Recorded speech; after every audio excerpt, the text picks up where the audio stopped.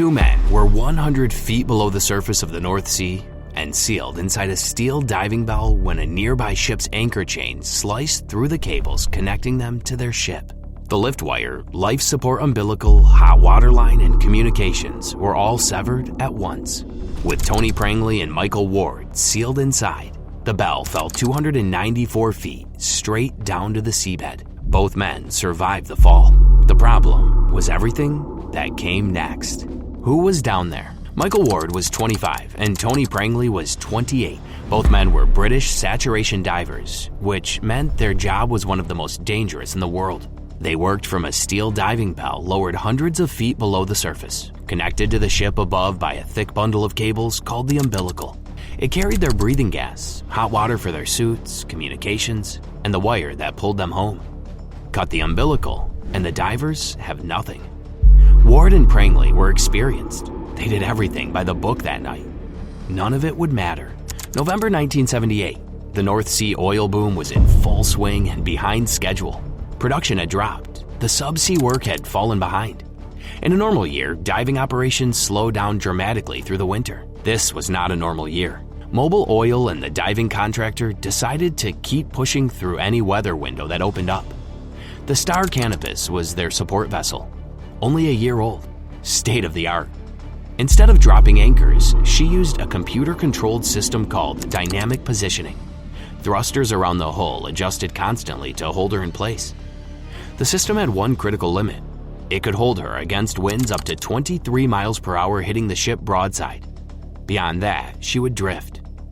Two squalls had already hit the Canopus that night with 46 mile per hour gusts. The captain on the previous shift had called off diving entirely. At midnight, the shift changed. The wind had calmed, and the new supervisor was told to continue diving.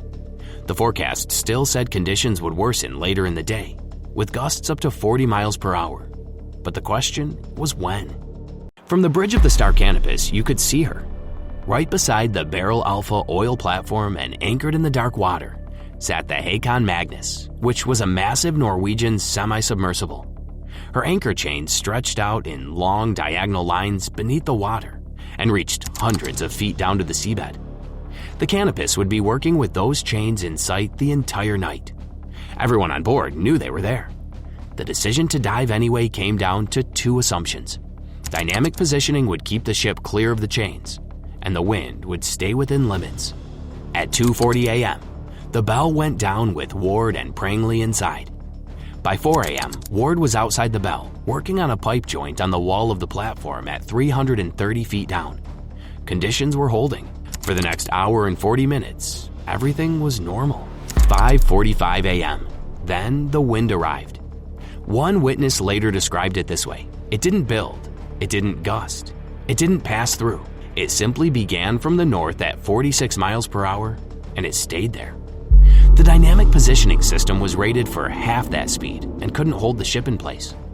In dive control, an amber light came on, and then the alarm. The supervisor radioed Ward to abort and return to the bell.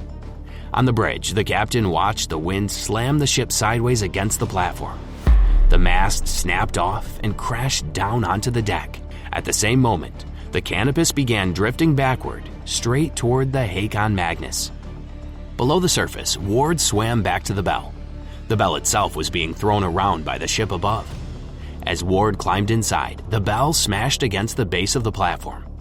Prangley was trying to pull Ward's umbilical into the bell so they could seal the hatch. It wouldn't budge. The cable was caught on something inside, and the hatch couldn't seal until the cable was pulled in. Ward offered to exit the bell and free it himself. The supervisor refused because it was too dangerous now. Instead, he ordered them to cut the cable, sever it, and get the hatch sealed. They cut it and sealed the hatch, and the bell started up. 100 feet from the surface. Prangley called out the depth every 50 feet, the way he was supposed to. 300, 250, 200. They were going to make it. 150, 120, 100. At 100 feet from the surface, Prangley stood up. He waved his fist. He shouted, "All stop!" On the monitor, he looked like he was listening to something. Whatever it was, he heard it before anyone on the surface did.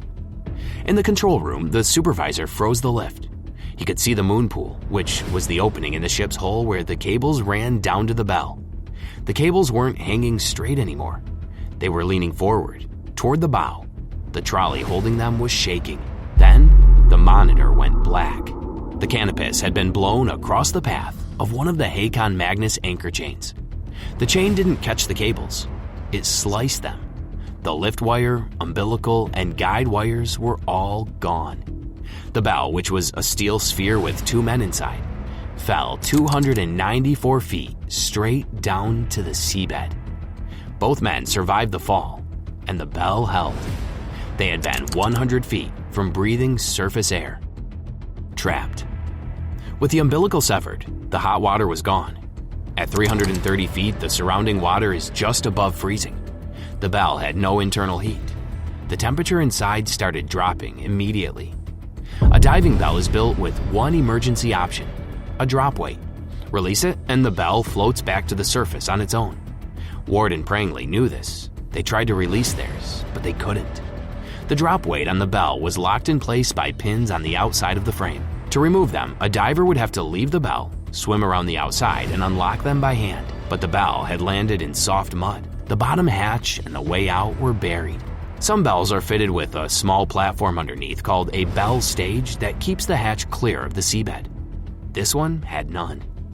They were sealed inside a steel sphere at the bottom of the North Sea. They couldn't open it, drop the weight, or surface. On the surface, the storm was still raging, and finding the bell was its own problem. The transponder, which is the device that broadcasts its location, had been removed before the dive and never replaced. There was no emergency strobe. Rescue vessels began searching in 46-mile-per-hour winds at night for a small metal sphere on a dark seabed with no signal coming from it. 13 hours. Inside the bell, the real countdown had already started. Hypothermia doesn't kill quickly. It works in stages. The first stage is shivering. The body burns energy trying to generate heat. Next, the hands stop working properly and thinking slows. In the second stage, the shivering stops. The body has used up too much energy and starts to shut systems down to protect the core. Confusion sets in, and people become drowsy. Some take their clothes off and say they're hot. In the third stage, the body becomes still. The heart rate drops and consciousness fades. This is what happened, slowly, over the next 13 hours. The water around the bell was just above freezing. The men inside had no heat and no way to make any. On the surface, the search continued. The storm thrashed the rescue boats for hours. When it finally calmed, divers entered the water and began searching the seabed grid by grid. More than 13 hours after the chain had cut everything, they found the bell. When they brought it up and opened the hatch, Michael Ward had died of hypothermia. Tony Prangley had drowned. He fell out of the bell as rescuers lifted it to the surface. The fatal accident inquiry took place and identified no single cause and no single person to blame. What it found instead was a chain of decisions that were small on their own and had combined to kill the 2 men. The ship had no defense once the wind blew past what dynamic positioning could handle. There was no anchor backup and no second option. And it had been parked close enough to the Hakon Magnus that even modest drift put the cables in the path of her chains. The bell had no way out. The drop weight was locked in place by pins on the outside of the frame, impossible to reach from inside. And without a bell stage, the bottom hatch was buried in mud anyway. The bell had no way of being found either. The transponder had been removed before the dive and never replaced. There was no strobe or signal for rescuers to follow in the dark. If any single one of these things had been fixed in advance, it might have saved them. After the inquiry, the offshore diving industry was forced to change. Transponders became mandatory, and bell stages became standard. Drop weight releases were redesigned to be operable from inside the bell. Procedures around chain hazards and DP limits were rewritten across the North Sea. Emergency systems were no longer treated as optional equipment to be removed when convenient. Saturation diving deaths in the North Sea began to decline and have kept declining ever since. The job is still dangerous. It will always be dangerous, but the specific failures that killed Michael Ward and Tony Prangley in 1978 cannot happen the same way again. Tony Prangley and Michael Ward followed every order that night. They returned to the bell when told, cut the umbilical when ordered, and sealed the hatch. None of it was enough. They were 100 feet from breathing surface air. In memory of Michael Ward and Tony Prangley, North Sea, November 26, 1978. One of the most brutal dive accidents in history happened on the Byford Dolphin. 4 men were killed in an instant when their chamber lost pressure and one of them was torn apart by the force. That video is on screen now. If you enjoyed the video, please like it. It really helps the channel and we appreciate it. Subscribe for more Below the Blue. See you in the deep.